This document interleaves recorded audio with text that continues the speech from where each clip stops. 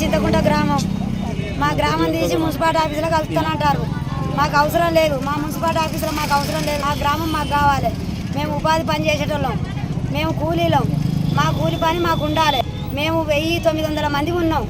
మాకు ఇండ్లు లేవు, జాగలు లేవు. చేసుకుందామంటే ఇదే కష్టంతో బతుకుతున్నాం మేము. మా బతుకు తెరువు కోసం ఆలోచించి మా గ్రామాన్ని మాకు వదిలిపెట్టూరి. దయచేసి రేవంత్ అన్నకు 10,000 దండాలు.